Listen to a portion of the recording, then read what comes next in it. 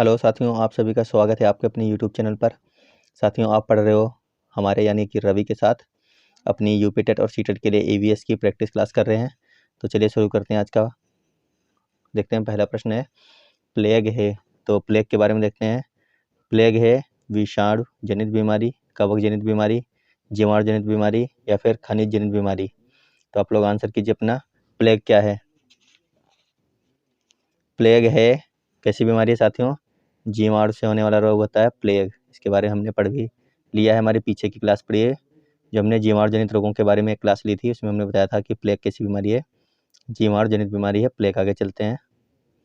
गैसीय अपशिष्ट हैं। देखिए, सब्जियों फलों के छिलके, घरों की नालियों का गंदा पानी, खेत खलिहानों से निकलने वाला कचरा या फिर लकड़ी कोयला के जलने से निकलने वाला धुआं। गैसीय अपशिष्ट इनमें से बताना है आपको, कौन सी गैसीय अपशिष्ट इनमें से क्या है? तो इसका हो जाएगा ऑप्शन नंबर डी, लकड़ी कोयले के जलने से निकलने वाला धुआं क्या होता है? गैसीय अपशिष्ट कहलाता है। आगे देखते हैं। निम्नलिखित में से कौन से पौधे दूर दूर प्रसारित होंगे? आपको बताना है इनमें से ऐसे कौन से पौधे हैं जो दूर दूर प्रसारित होंगे।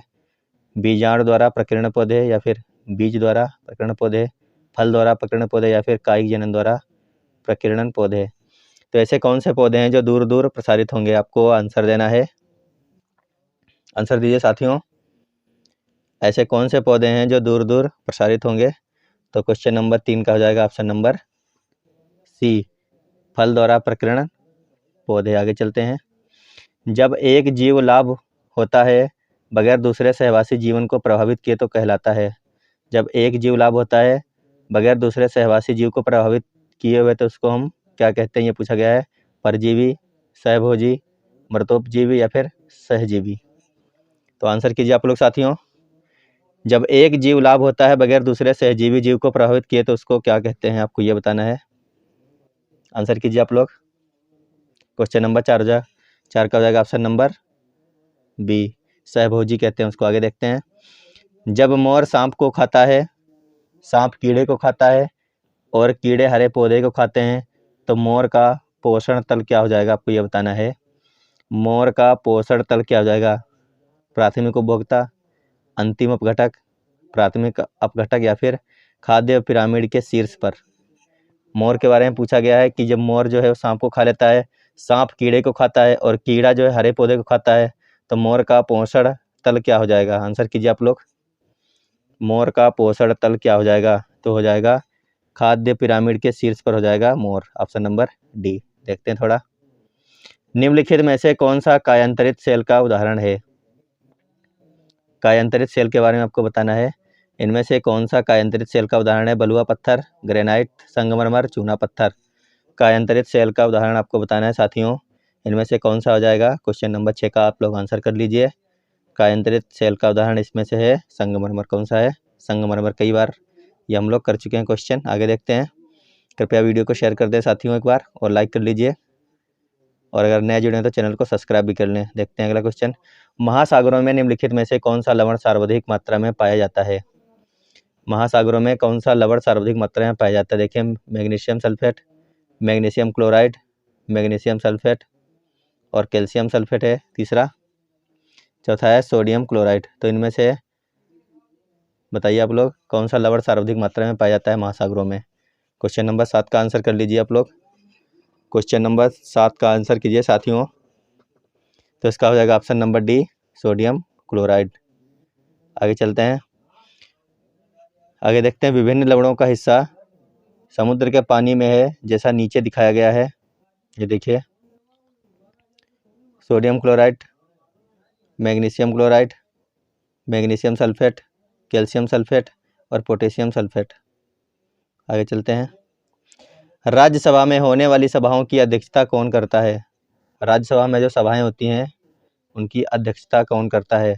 उपराष्ट्रपति, प्रधानमंत्री, राष्ट्रपति या फिर भारत के मुख्य न्यायाधीश। तो आप लोग आंसर कीजिए। राज्यसभा में होने वाली सभाओं की अध्यक्षता कौन करता है? राज्यसभा में होने वाली सभाओं की अध्यक्षता कौन करता है? तो उसकी अध्यक्षता कौन करता है साथियों? उपराष्ट्रपति करता है। कौन करता है? उपराष्ट्रपति। आगे देखते हैं। निम्नलिखित में से किस मिट्टी का विस्तार भारत के सर्वाधिक क्षेत्र पर है? किस मिट्टी का विस्तार भारत के सबसे ज़्यादा क्षेत्र पर है? आपको ये बताना है। काली मिट्टी, लाल मिट्टी, जलोढ़ मिट्टी या फिर बलुई मिट्टी। किसका विस्तार इनमें से भारत के सर्वाधिक क्षेत्र पर, ये आपको बताना है। क्वेश्चन नंबर 9 का हो जाएगा जलोढ़ मिट्टी। क्या हो जाएगा? Option number C. आगे चलते हैं। जो शाकाहारी जंतु भोजन के लिए हरे पेड़ पौधों पर निर्भर रहते हैं वो क्या होते हैं? प्रथम चरण उपभोक्ता, द्वितीय चरण उपभोक्ता, तृतीय चरण उपभोक्ता या फिर उपभोक्ता? आंसर कीजिए आप लोग। जो शाकाहारी जंतु भोजन के लिए हरे पेड़ पौधे पर निर्भर रहते हैं उन्हें क्या कहते हैं? क्वेश्चन नंबर 10 का आंसर कीजिए साथियों। उनको कहते हैं प्रथम चरण उपभोक्ता। क्या कहते हैं? प्रथम चरण उपभोक्ता। आगे देखते हैं। इनको देख लीजिए आप लोग।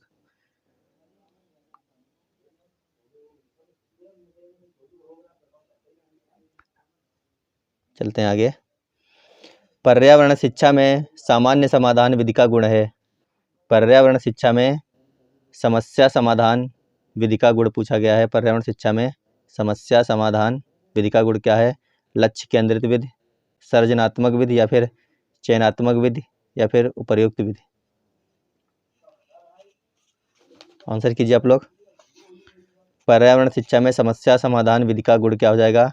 लक्ष्य केंद्रित विधि, सृजनात्मक विधि, चयनात्मक विधि या फिर उपर्युक्त? सभी विधि हो जाएगा। बताइए साथियों। तो इसका हो जाएगा जितनी उपर्युक्त विधियां हैं ये सभी हैं। आगे चलते हैं। प्रेक्षण विधि की सीमाएं हैं। क्या बताना है? प्रेक्षण विधि की सीमाएं हैं।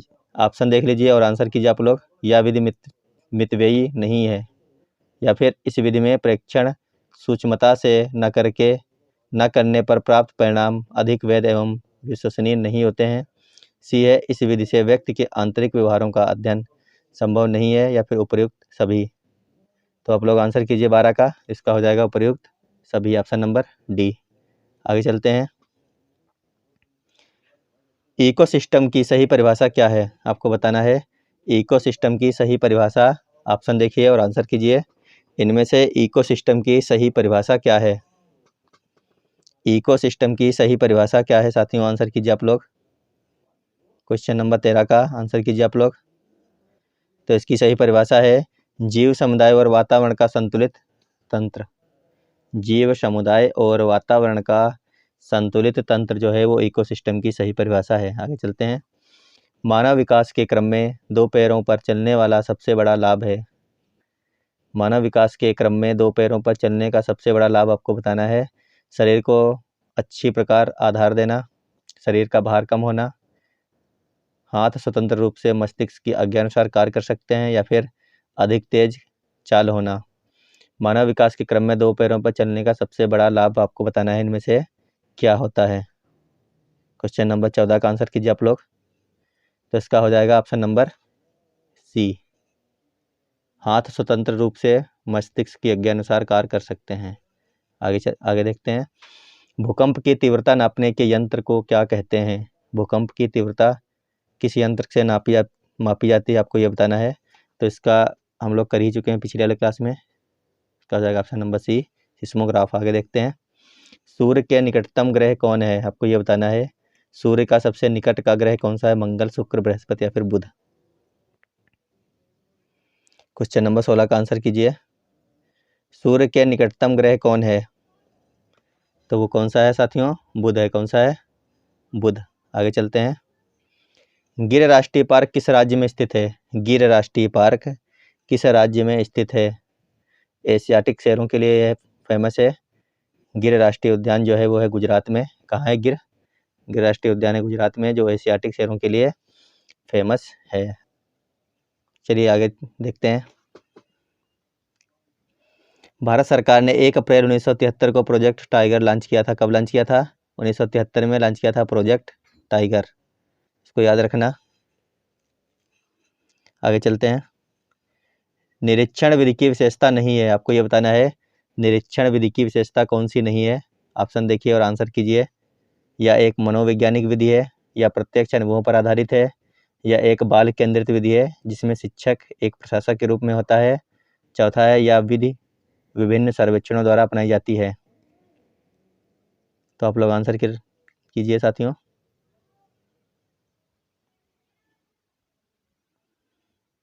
आंसर कर लीजिए आप लोग क्वेश्चन नंबर 18 का। क्वेश्चन नंबर 18 का आंसर दीजिए आप लोग। इसका हो जाएगा, या एक बाल केंद्रित विधि है, इसमें शिक्षक एक प्रशासक के रूप में होता है।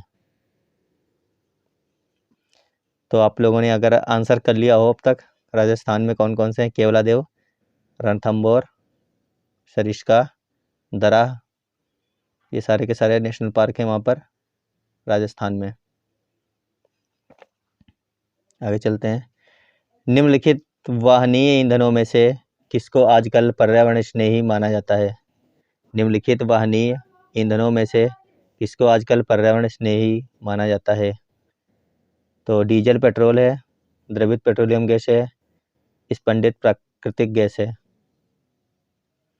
तो आप लोग को बताना है इनमें से कौन सा ऐसा ईंधन है जो पर्यावरण स्नेही माना जाता है? डीजल, पेट्रोल, द्रवित पेट्रोलियम गैस या फिर संपीड़ित प्राकृतिक गैस।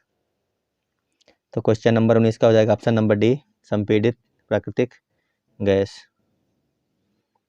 आगे चलते हैं। ये होती है सीएनजी। कौन सी है? सीएनजी। अगला क्वेश्चन है, किसी पारितंत्र में तत्वों का चक्रण कहलाता है? किसी पारितंत्र में तत्वों का जो चक्रण है वो क्या कहलाता है? भू रासायनिक चक्र या फिर भूवैज्ञानिक चक्र, तीसरा है रासायनिक चक्र, चौथा है उपयुक्त में से कोई नहीं। तो आंसर कीजिए आप लोग। तो इसका हो जाएगा उपयुक्त में से कोई नहीं। आगे, चिपको आंदोलन के प्रणेता हैं? क्या बताना है? चिपको आंदोलन के प्रणेता हैं हेमवती नंदन बहुगुणा, सुंदरलाल बहुगुणा, मदर टेरेसा, महात्मा गांधी। तो ये काफ़ी आसान क्वेश्चन है, इसको सबको पता है, सुंदरलाल बहुगुणा हैं। इनके बारे में थोड़ा देखते हैं। चिपको आंदोलन कब हुआ था? वन संरक्षण के लिए 1973 में उत्तर प्रदेश के चमोली ज़िले, अब ये उत्तराखंड में चला गया, चमोली ज़िला है, में शुरू हुआ था 1973 में। इस आंदोलन की जनक गौरा देवी, सुदेशा देवी और बचनी देवी को कहा जाता है। सुंदरलाल बहुगुणा ने इस आंदोलन का नेतृत्व किया था। आगे चलते हैं। इंसुलिन की रासायनिक प्रकृति है, बताना है आपको। इंसुलिन की रासायनिक प्रकृति कैसी है? तो इसका हो जाएगा ऑप्शन नंबर सी। कैसी है? इसको ये है प्रोटीन। आगे चलते हैं। पौधों में अर्धसूत्री विभाजन होता है, मूल शीर्ष में, तने में, परागकणों में, परागकोश में। पौधों में अर्धसूत्री विभाजन कहाँ होता है? आपको आंसर देना है साथियों। तो पौधों में अर्धसूत्री विभाजन होता है परागकोश में। अगला क्वेश्चन देखते हैं। जैविक समुदाय में प्राथमिक उपभोक्ता है? जैविक समुदाय में प्राथमिक उपभोक्ता इनमें से कौन सा है? मांसाहारी, शाकाहारी, सर्वाहारी, इंट्रीटीवार। तो आपको बताना है इनमें से कौन सा जैविक समुदाय में प्राथमिक उपभोक्ता है। आंसर कर लीजिए आप लोग। इसका हो जाएगा ऑप्शन नंबर बी, शाकाहारी। आगे देखते हैं। ज्वर नियंत्रण में आमतौर पर सबसे अधिक प्रयोग की जाने वाली औषधि है? तो आपको सामने दिख भी रही है, इसके ऊपर लिखा भी है पैरासीटामोल। क्या लिखा है? पैरासीटामोल जो है ज्वर नियंत्रक में आमतौर पर सबसे अधिक प्रयोग की जाने वाली औषधि है। तो इसका ऑप्शन हो जाएगा ऑप्शन नंबर सी, पैरासीटामोल। आगे चलते हैं। दही निर्माण हेतु कौन सूक्ष्मजीवी उत्तरदायी है? दही निर्माण हेतु कौन सूक्ष्मजीवी उत्तरदायी है? ऑप्शन देखिए और आंसर कीजिए आप लोग। दही निर्माण हेतु कौन सूक्ष्मजीवी उत्तरदायी है? तो इसका हो जाएगा ऑप्शन नंबर डी, लैक्टोबैसिलस। आगे चलते हैं। मानव रुधिर वर्ग की खोज सर्वप्रथम किस वैज्ञानिक ने की? मानव रुधिर वर्ग की खोज सर्वप्रथम किस वैज्ञानिक ने की थी? आपको बताना है साथियों। लैंडस्टीनर या फिर जेनिक्स ने की थी या फिर पेटिन एवं मास्ट ने की थी या फिर कार्ल मार्क्स ने की थी? तो इसका हो जाएगा ऑप्शन नंबर ए, लैंडस्टीनर ने किया था सबसे पहले मानव रुधिर वर्ग की खोज। चलते हैं।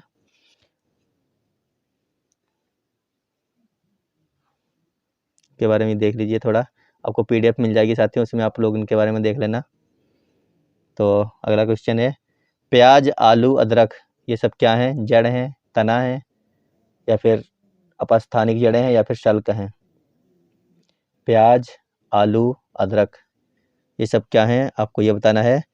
तो इसका हो जाएगा ऑप्शन नंबर बी, ये सब क्या हैं, तना है। आगे चलते हैं। एक कोशीय सूक्ष्म जीव इनमें से कौन सा है? स्पायरोगैरा, पैरामीशियम, विषाणु, हाइड्रा। एक कोशिकीय सूक्ष्म जीव इनमें से कौन सा है? तो इसमें है पैरामीशियम, ये क्या है, एक कोशिकीय। और कौन सा? अमीबा है, बैक्टीरिया है और ईस्ट है, ये सब एक कोशिकीय हैं। आगे चलते हैं। आज का अंतिम क्वेश्चन है साथियों ये, निम्नलिखित में से कौन सा पादप उत्पाद विस्थापन है? निम्नलिखित में से कौन सा पादप उत्पाद विस्थापन है, आपको बताना है। रुद्राक्ष, तेंदु, रीठा या फिर उपयुक्त सभी।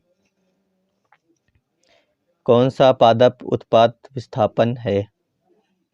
तो इसका हो जाएगा ऑप्शन नंबर सी, क्या हो जाएगा, रीठा। तो साथियों वीडियो को देखने के लिए धन्यवाद। लाइक कर लें और चैनल को सब्सक्राइब कर लीजिए और ज़्यादा से ज़्यादा लोगों के पास वीडियो को शेयर कर दीजिए साथियों। धन्यवाद।